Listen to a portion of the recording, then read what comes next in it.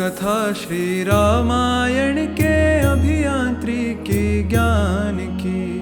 सुनो कथा श्री रामायण के अभियांत्रिकी ज्ञान की। वाल्मीकि के लिखे हुए इस प्राचीन विज्ञान की। आओ इसको हम पढ़ाएं, विश्व गुरु भारत को बनाएं। रखे सहेज धरोहर को, ज्ञान भी दे संसार को।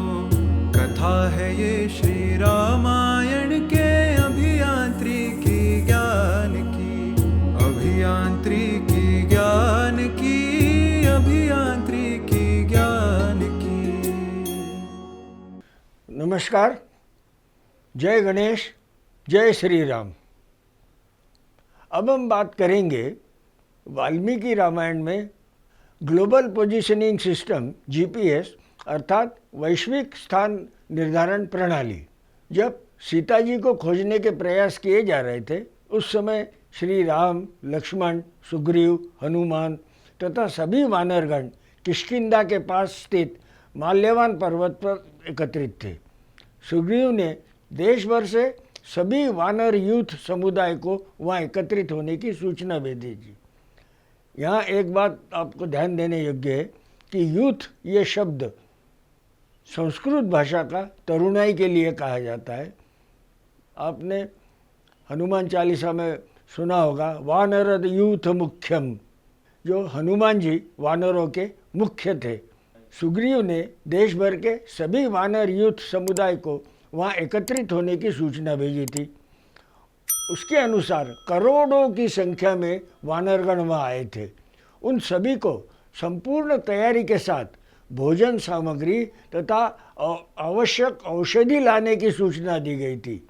सीता जी को खोजने के लिए 3 मुख्य उद्देश्य रखे गए थे। प्रथम, सीता जी अभी जीवित है अथवा नहीं, उसका अपहरण करने वाला रावण कहाँ रहता है तथा रावण ने उसे कहाँ रखा है तथा वहाँ तक कैसे पहुँचा जा सकता है। इस संपूर्ण अभियान का नेतृत्व सुग्रीव को सौंपा गया था। सुग्रीव ने अपनी सेना के समूह बनाए और चारों दिशाओं में भेजने की योजना बनाई। चारों दिशाओं में जाने वाले समूह को जिस तरह से दिशा निर्देश और मार्गदर्शन दिया, उसे पढ़कर ऐसा लगता है जैसे जीपीएस आधार पर वर्णन किया गया हो। आज हमें जब कोई भी स्थान यात्रा पर, प्रवास पर निकलना हो, उस स्थान से हम अनभिज्ञ हो, तो हम जीपीएस के माध्यम से संपूर्ण जानकारी प्राप्त करते हैं, जिसके द्वारा उस स्थान तक कैसे पहुंचना है, रास्ते में कौन कौन से स्थान आएंगे, वहाँ की भौगोलिक स्थिति कैसी है तथा वहाँ के रहने वाले लोग कैसे आदि।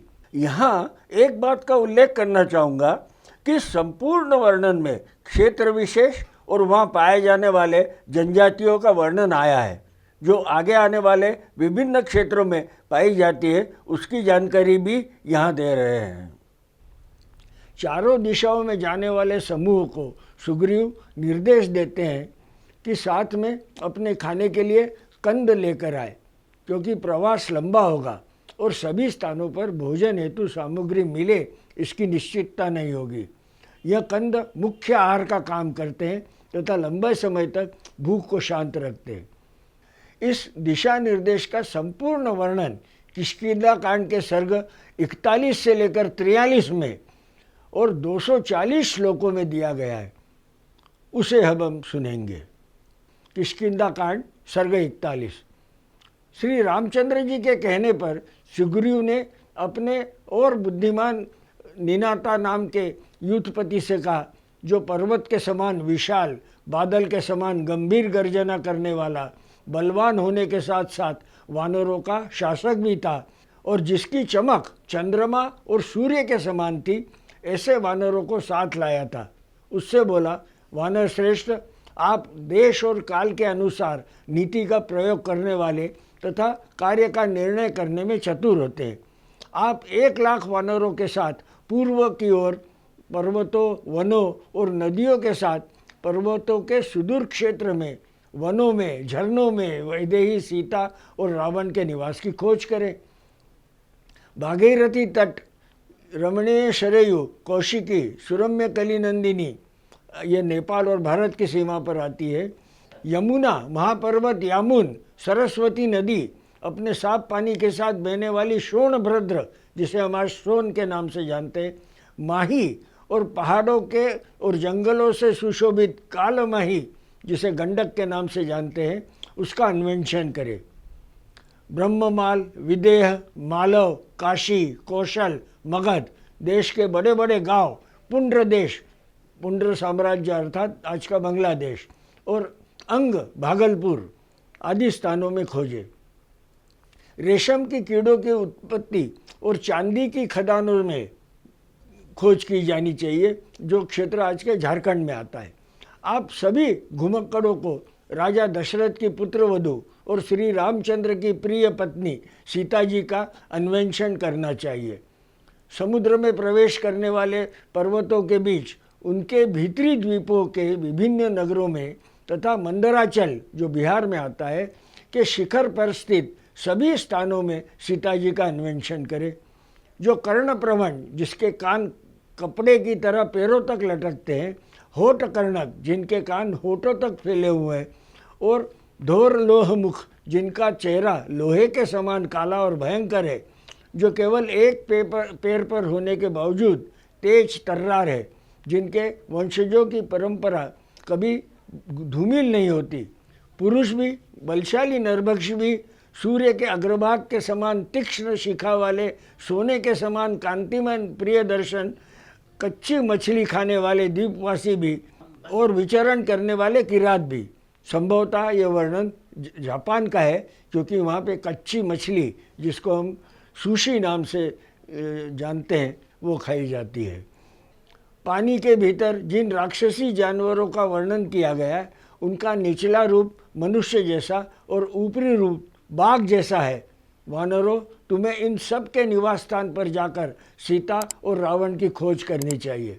सीता जी को उन सभी द्वीपों में खोजना चाहिए जहाँ पर्वतों को पार करना हो, जहाँ समुद्र को तैर कर पार करना हो, या नाव आदि से पहुँचना हो। इसके अलावा आप लोगों को 7 राज्यों से सुशोभित यवद्वीप और स्वर्णद्वीप, जिसे आज हम जावा सुमात्रा के नाम से जानते हैं, और सोने की खानों से सुशोभित रुप्यक द्वीप को भी खोजने का प्रयास करना चाहिए। यवद्वीप को पार करने के बाद शिशिर नामक पर्वत है, जिस पर देवता और दानव निवास करते हैं। वह पर्वत अपनी ऊंची चोटियों से स्वर्ग को छूता हुआ प्रतीत होता है। इन सभी द्वीपों के पर्वतों में और साथ ही शिशिर पर्वत के सुदूर क्षेत्रों में, झरनों के आसपास और जंगलों में आप सभी को एक साथ मिलकर राम की सफल पत्नी सीता जी का पता लगाना चाहिए। फिर समुद्र के पार, जहाँ सिद्ध और चरण निवास करते हो, तुम लाल पानी से भरी, तेजी से बहने वाली शोना नदी के तट पर पहुँचोगे। इसके किनारे के सुरम्य तीर्थों और विचित्र वनों में यत्र तत्र वैदेही सीता जी और रावण की तलाश करनी चाहिए। पर्वतों से ऐसी अनेक नदियाँ निकलेंगी, जिनके किनारों पर अनेक भयानक सहायक नदियाँ मिलेंगी। साथ ही कई गुफाओं वाले पहाड़ भी मिलेंगे और कई जंगल भी नजर आएंगे। उन वनों में भी सीता जी का पता लगाया जाना चाहिए। तब उपरोक्त देशों से आगे जाकर तुम्हें इक्षुरस और उनके द्वीपों से भरा समुद्र दिखाई देगा, जो देखने में डरावना लगता है। इक्षुरस का वह समुद्र भयानक है। इसमें हवा की गति से लहरें उठ रही है और ऐसा प्रतीत हो रहा है मानो वे गर्जना कर रही हो। उस महासागर में बहुत से विशालकाय असुर रहते हैं। वे लंबे समय तक बहुत भूखे रहते हैं और छाया पकड़कर जानवरों को अपने करीब खींच लेते हैं। यह उनका नियमित आहार है। इसके लिए उन्हें ब्रह्मा से अनुमति मिली हुई है। वह इक्षुरस सागर काले बादल के समान काला प्रतीत होता है। इसके अंदर बड़े बड़े सांप रहते हैं, तो बहुत तेज गर्जना होती है। इस समुद्र को विशेष उपाय से पार करके तुम लाल जल से भरे हुए लोहित नामक समुद्र के तट पर पहुँचोगे और वहाँ तुम्हें शाल्मली द्वीप लगेगा। प्रत्येक कुट शाल्मली का विशाल वृक्ष दिखाई देगा। ये वर्णन वियतनाम से मेल खाता है।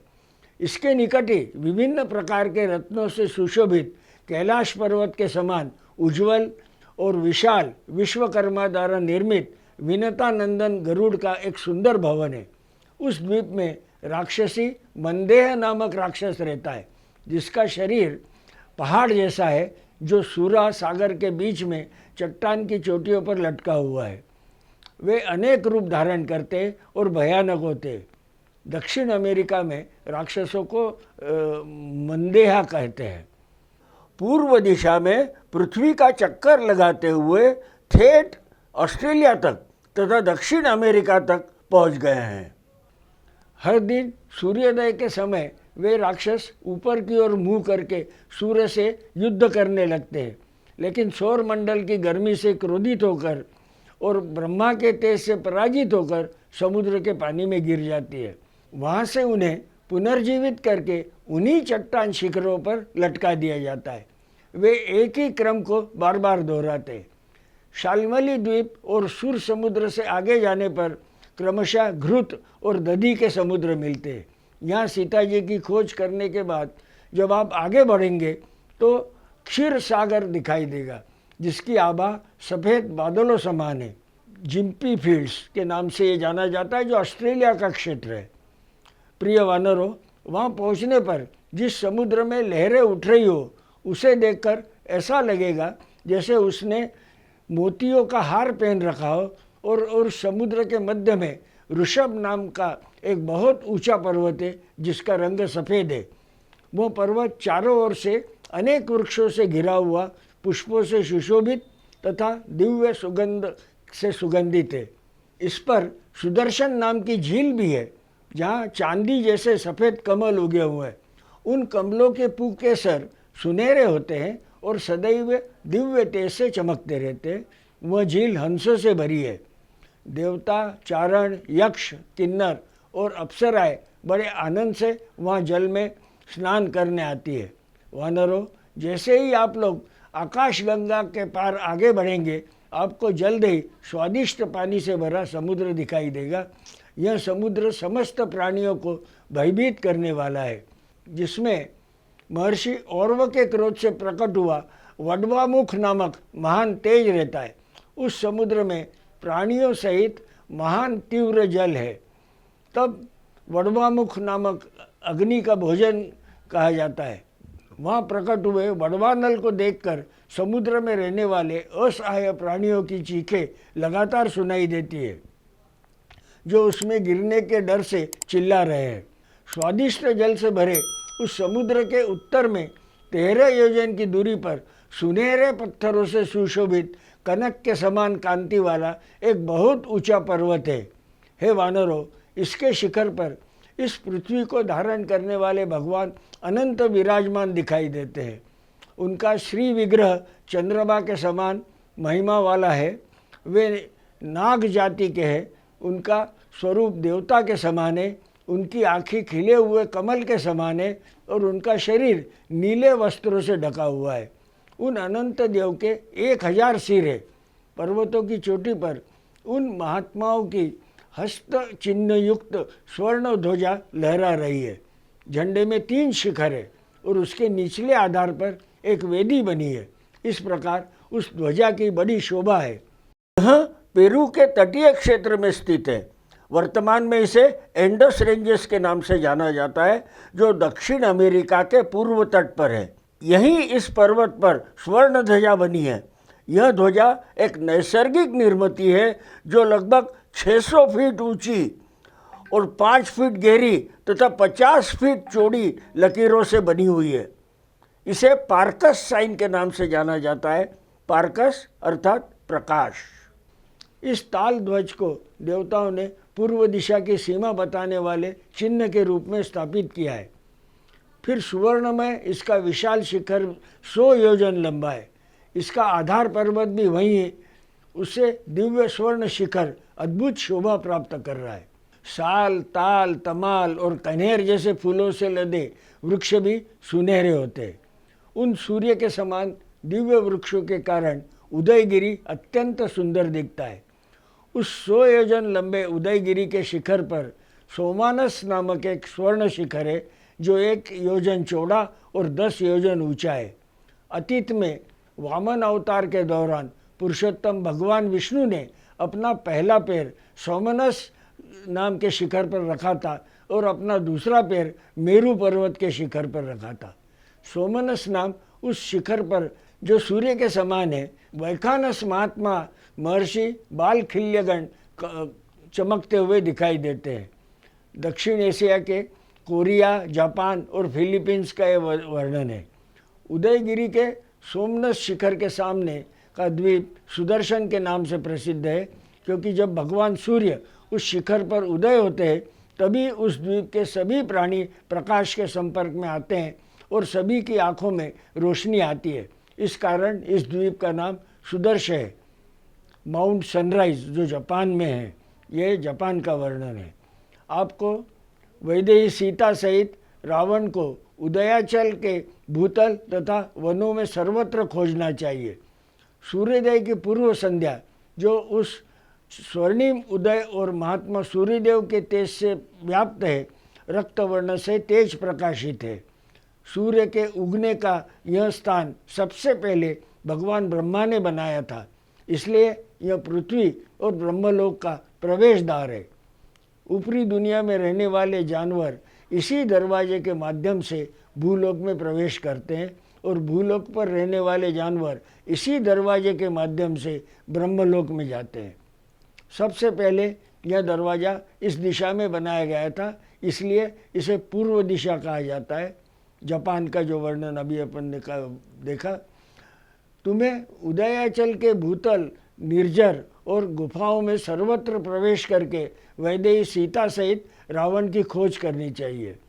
इसके आगे पूर्व दिशा दुर्गम है, वहाँ देवता रहते हैं। चूँकि उस तरफ चंद्रमा या सूर्य का कोई प्रकाश नहीं है, इसलिए वहाँ की भूमि अंधकार में डूबी हुई है। आपको उदयाचल के आसपास की पर्वत श्रृंखलाओं और नदियों में उन स्थानों पर भी जानकी की खोज करनी चाहिए जिन्हें मैंने नहीं बताया। बंदर उदयगिरी तक ही पहुँच पाते, इसके आगे न तो सूर्य का प्रकाश है और न देश आदि कोई सीमा है, इसलिए मुझे अगली भूमि के बारे में कुछ पता नहीं है। तुम लोग उदय के पास जाकर सीता जी और रावण का पता लगाओ और 1 महीना पूरा होने के अंदर वापस आना। 1 महीने से ज़्यादा इंतजार न करें। जो लोग वहाँ अधिक समय तक रहेंगे वे मेरे द्वारा मारे जाएंगे। जैसे ही मैथिली सीता की खोज हो जाए और अन्वेषण का उद्देश्य सिद्ध हो जाए, अवश्य लौटे। वानरों, वन समूहों के सुशोभित पूर्व दिशा में भली भांति यात्रा करके आप रघुवंश राम की प्रिय पत्नी सीता जी का समाचार जानकर वहाँ से लौट आए। इस योग से तुम प्रसन्न हो जाओगे। जय श्री राम।